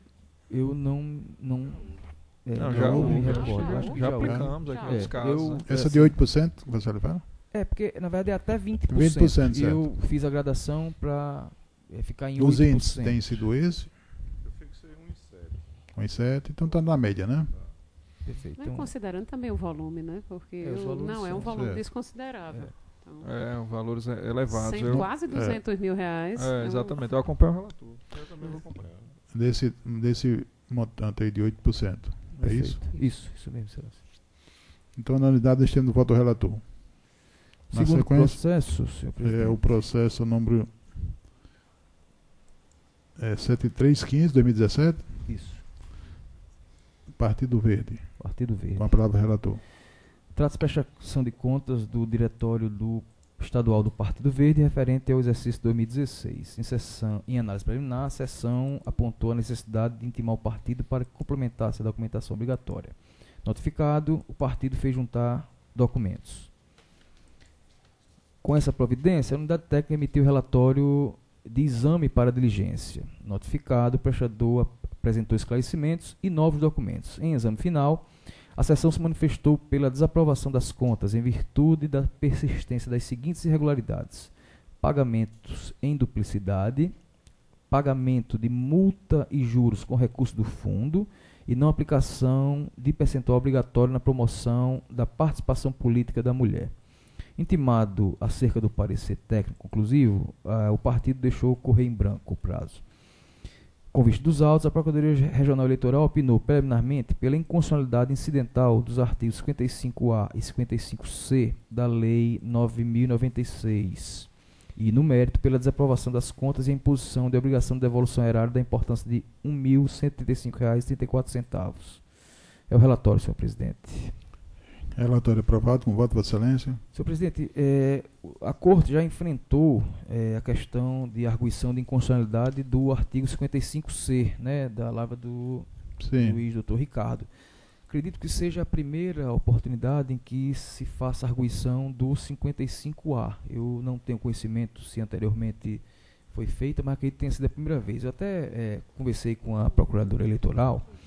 Como isso é processo da meta e há outros tramitando com essa mesma arguição, aqui o 55A não se aplicaria à hipótese, porque o partido descumpriu o que diz lá o dispositivo sobre a aplicação. Então, o 55A, no caso concreto, não teria aplicação, e até falei para a doutora Caroline que deixaria para a Corte, em momento posterior, analisar essa arguição. Essa é a primeira ponderação que eu faço. O de 55C já foi objeto. O de 55A deixaria para depois, até pela necessidade de apreciação do processo face à meta.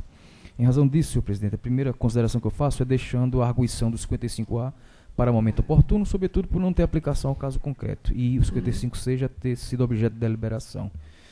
Em relação ao mérito... Senhor presidente, eu acho que precisamos votar essa questão preliminar, né? Porque eu tenho um processo dessa natureza, eu acho que o doutor Dantas também, e havendo arguição, eu acho que até uma questão regimental, a gente não pode julgar. A gente tem que ouvir o partido, abrir vistas para que ele fale, mesmo que o senhor não for perfeito. analisar, Então, salvo melhor juízo, eu acho que é a hipótese, como Então- nós fizemos no caso de doutor Ricardo.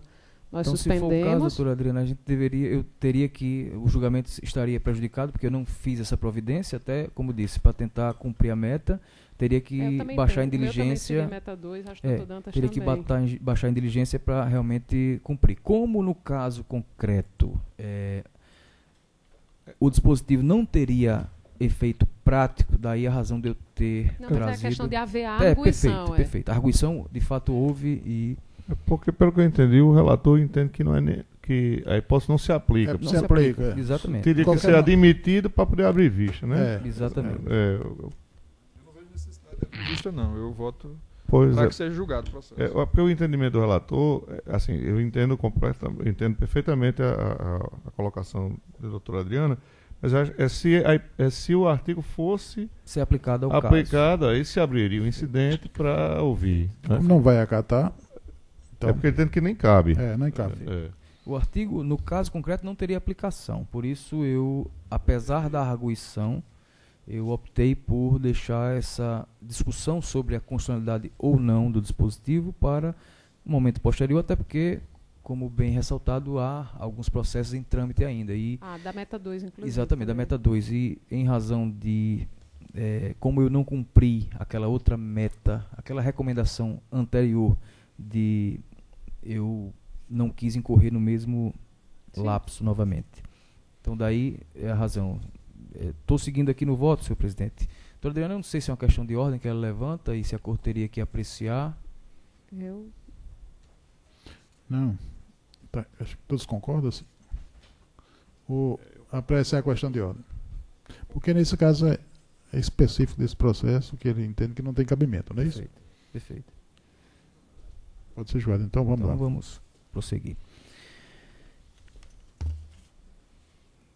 Na espécie, a sessão de análise de contas eleitorais partidárias optou pela desaprovação das contas em razão das falhas acima relatadas, sobre as quais faço análise individualizada.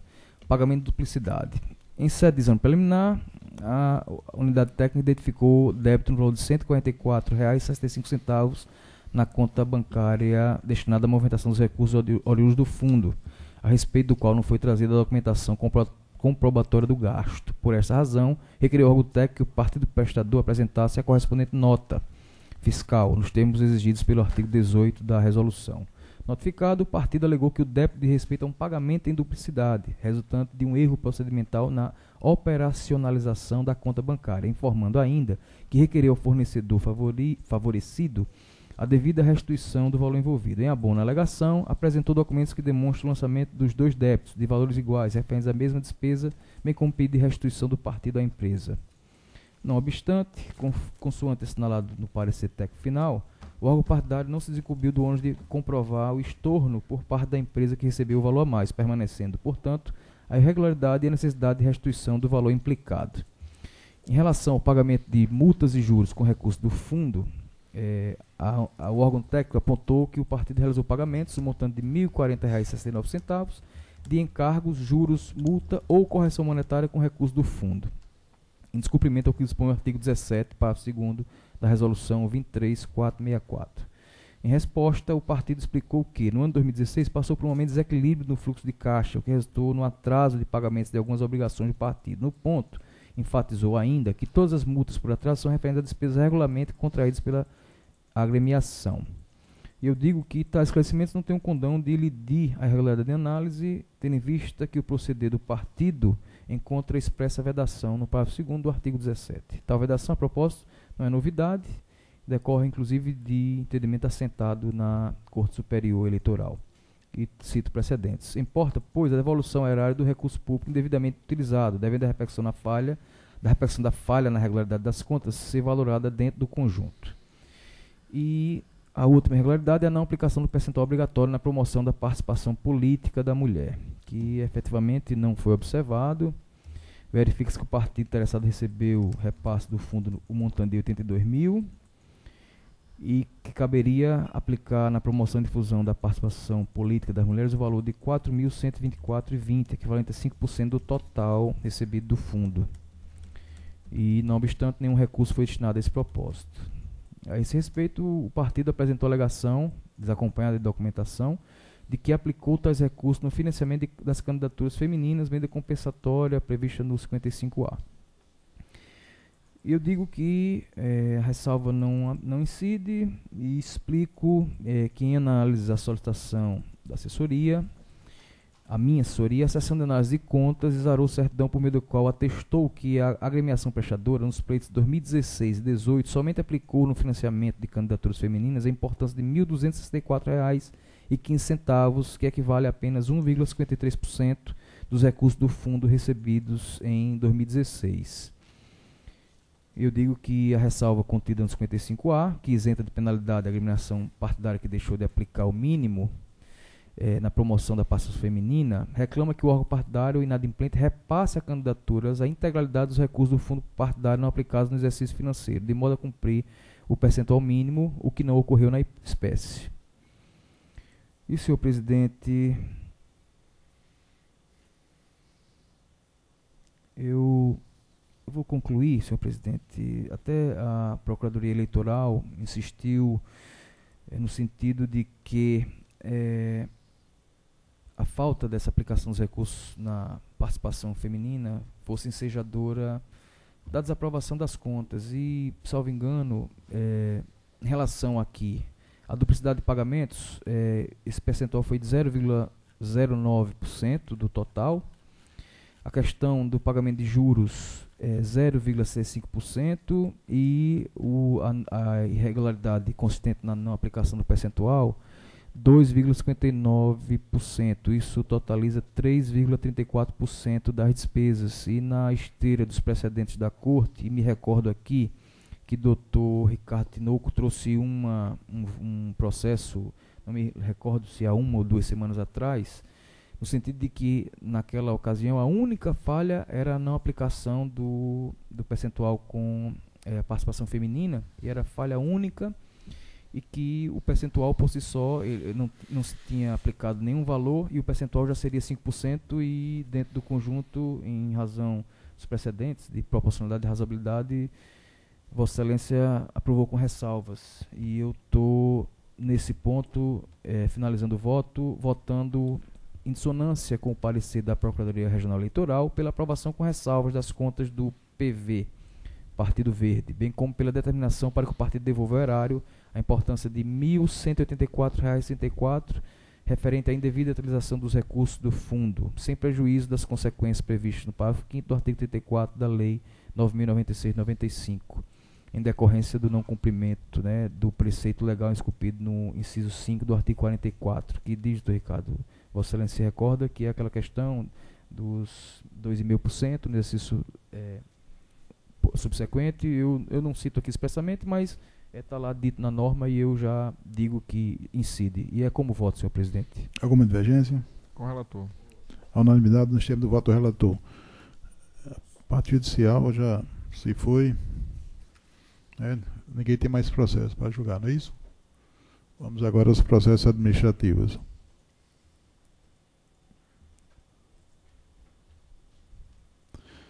O primeiro processo administrativo, número 0600-281-76-2019, Origem Extremóis, o relator presidente, o interessado é o juiz da 64ª Zona Eleitoral de Extremóis, requisição de servidor.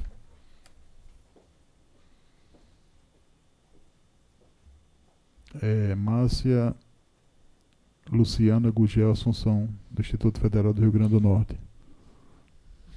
Assunto: alteração de lotação de servidora requisitada. A servidora é essa que eu li, não? Márcia Luciana Gugel de Assunção. A procuradora tem alguma objeção? De acordo, né? Todos concordam? Concordo. Na sequência, o processo administrativo 0600-283-46-2019, assunto também requisição da servidora pública federal, o Alan, é isso? Carla Campos Duarte Costa, da Universidade Federal. O interessado é o juiz da comarca de Panamirim. O Ministério Público de acordo. E todos aprovam? A unanimidade, então, no termo do voto do relator. O terceiro é um processo administrativo 0600-284-31-2019. Interessado, Escola Judiciária Eleitoral. E o assunto, a alteração na resolução número 15, 2016 do TRE. O Ministério Público também está de acordo. Todos aprovam. A unanimidade nos termos do voto do relator, que é o presidente do tribunal. O quarto processo, o processo administrativo 0600-285, 16/2019, que também altera a resolução do TRE, número 9, a resolução número 5 também, do TRE, e a resolução número 16, da Corregedoria de Justiça. O interessado é a presidência do tribunal, o Ministério Público de acordo, todos aprovam. A unanimidade nós temos do voto do relator.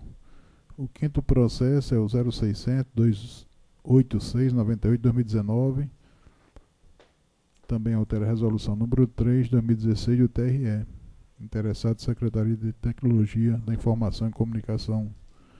O Ministério Público de acordo. Todos aprovam. A unanimidade nós temos do voto do relator, que é o presidente do tribunal. E o sexto é o processo administrativo 0600-287-83, assunto de devolução de servidora requisitada. E a servidora é Natália Simonelli Ananias da Costa, do município de São José do Mipiú. E o juiz interessado é o de Monte Alegre, a 44ª Zona Eleitoral, o Ministério Público, de acordo, e todos aprovam. A unanimidade nós temos do voto do relator.